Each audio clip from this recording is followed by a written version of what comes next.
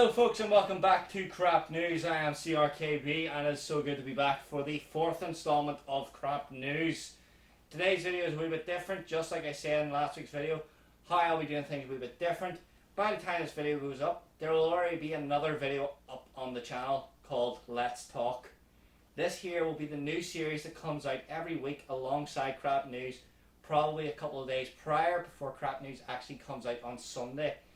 Like I said before, the reason for the Sunday is to give me enough time to get some really shitty news and one headline main story to talk about that will really get you in, well, make you more aware of something that's not really known too well. So I thought, right, let's do things a wee bit different. So today I'm actually starting off with something really fucked up. Today's one begins with dolphins are getting high. I don't mean smoking grass. I don't mean sniffing lines. I don't mean doing any form of drug that men do, or women. I'm talking they're taking the toxins from a puffer fish. I'm going to let that one sink in for a wee second. What's happening is young dolphins are manipulating a certain type of pufferfish that when provoked expels, or whatever it does, however they do it, it ejects nerve toxins. I don't know how this ever made it to the news or why people give a shit, but what they're doing is they're taking the pufferfish and passing it around a group of dolphins like a Snoop Dogg dolphin. What the fuck? I don't even understand this. It's like Snoop Dogg has just managed to become a dolphin and is now getting high with other dolphins.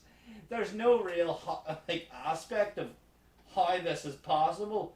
All we know is that dolphins are one of the most intelligent animals on the planet.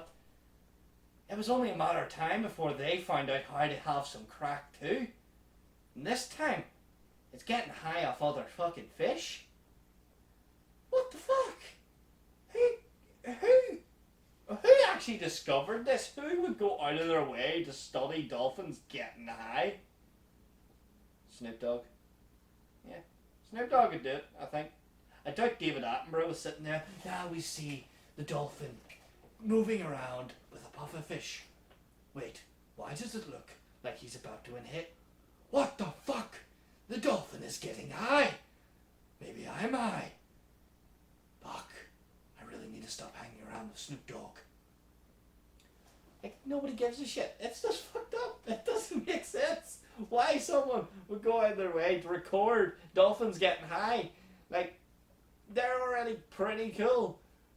And they've managed to get fucking cooler because they can get high now too. That's mad. That's funny. It's a load of crap, but it's funny. You look at that there and think, right, dolphins getting high. Hell yeah. It's just mad. It's madness.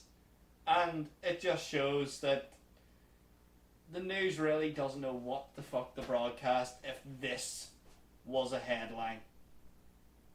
That's a load of crap. So folks, now it's time for another comedy story about basically what makes us who we are. Food. Food makes us who we are. And in my family, if someone goes for your food, you take them out. They are the enemy. They are like the terrorist organisation that's came into your kitchen trying to take your food, and you have to stop them. That's exactly what this next story is about. A man got given a bill by his friend for 34 pence for taking a few fries while at dinner. Why the fuck would you do that? I would never charge my friend for taking a couple of my fries. I wouldn't. That's a wee bit stupid. I would just not let them take any fries. I would take their hand before I gave them any fries. We are as a people, the most sarcastic bunch of fucks there is, and we are the most protective over our food. There is one in, I think, 50 people a day who are attacked because of people trying to take their food. What the hell? Imagine being that hungry to stop anyone you have from taking your food. Like, we kind of just dismiss the fact that there's thousands of people living without food every day. Or the fact that there's millions of people who are still in poverty, who don't really eat as much as us. But this guy can go out of his way and charge his mate 34 pence for eating a handful of fries. Come on. Come on. Like, this was all over TikTok. Why it was on TikTok, I do not know.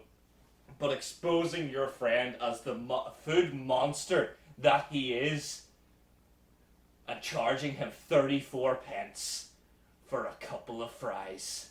I say to you, my friend, sort your shit out, because that to me is a load of fucking crap.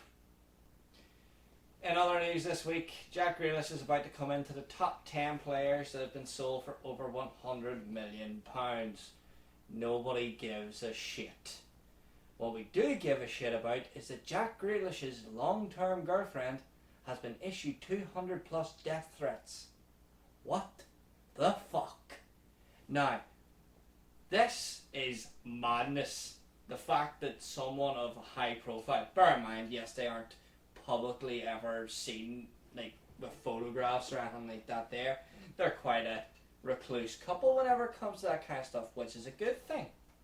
But what I don't condone is cyberbullying. She's been issued 200 plus death threats, mainly through TikTok. Fucking Tok. Who the fuck goes out of their way to write under someone's like TikTok video, go kill yourself? Are you alright? And the worst part of it is, it's actually girls aged 14 to 16 actually saying this kind of stuff. Yes, there is male elements in there as well, however the stats for that there aren't really known. However, she has actually came out and said that is 14 to 16 year old girls who are actually saying these things. What the fuck kind of generation thinks that's okay? Who the fuck wants to talk about cyberbullying in a way that promotes it, especially on TikTok, where people actually go to have a bit of fun? It's all a bit of banter on TikTok, from what I know. But you don't go out there and say, go kill yourself under someone's TikTok. That's just weird. It's fucked up. And it's uncalled for at that. Like, if I'm going to see someone's TikTok and then doing a skydive off a fucking building with no rope on, I'm going to know fine rightly, this is not going to be funny.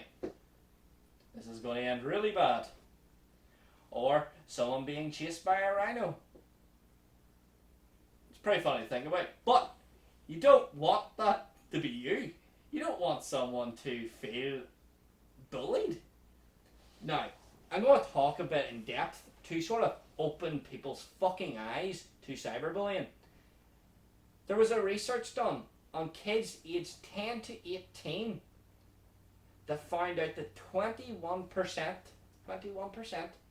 have been cyberbullied. I'm not too sure what the range of the group was. It more than likely was 100 people or 100 kids aged 10 to 18. If that is the case, that's madness. It's fucking mad. Thinking over 21% of those people have been cyberbullied.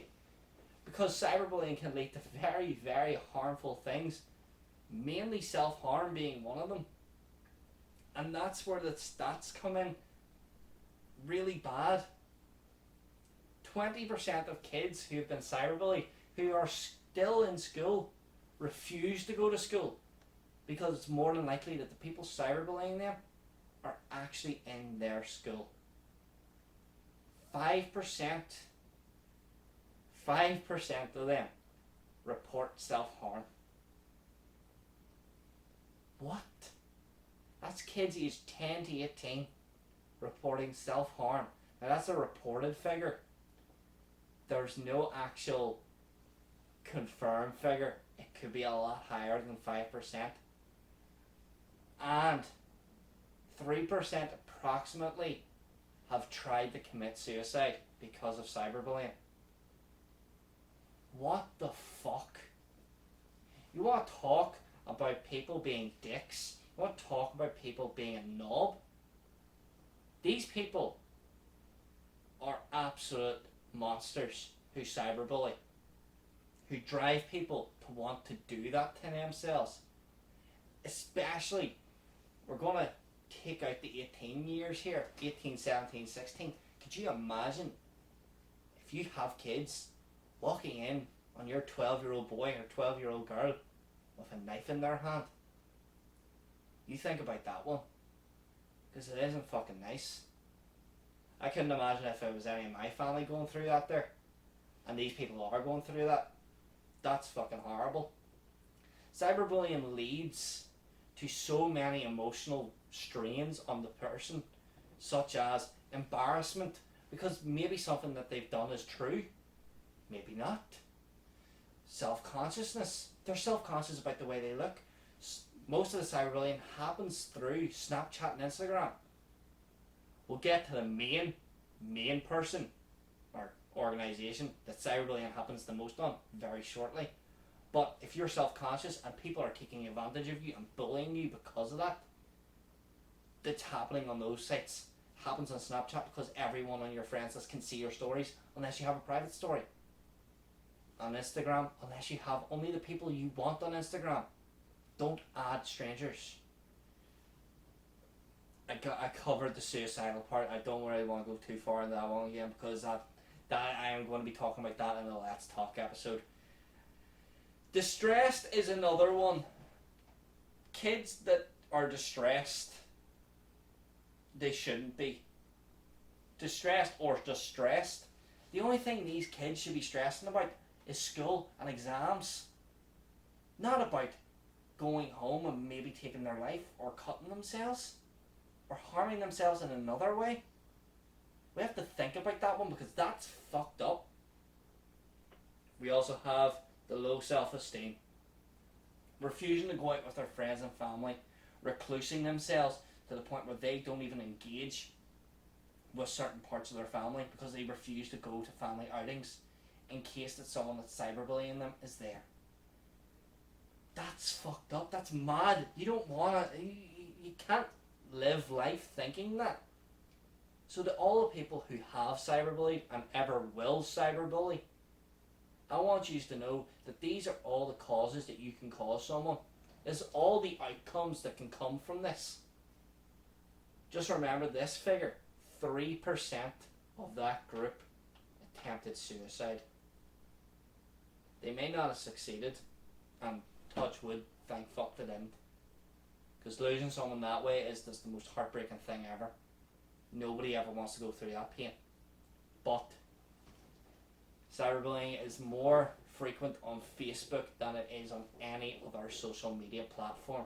So, young people, ages whatever age to whatever age, only add people that you know or friends with, family, work colleagues, people who aren't going to abuse having access to your photographs, to your posts, to all the stuff that you have, and giving you abuse over it and bullying you, because that needs to stop. Because these people are full of crap. These people actually thrive on hurting people.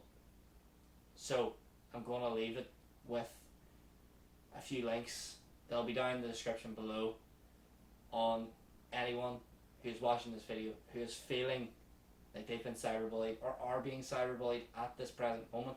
There are 2 links down below, one for Harmless and one for the National Self-Harm Network Forum, that you can go and talk to someone. It doesn't have to be a family member, it can be a random stranger that actually will listen.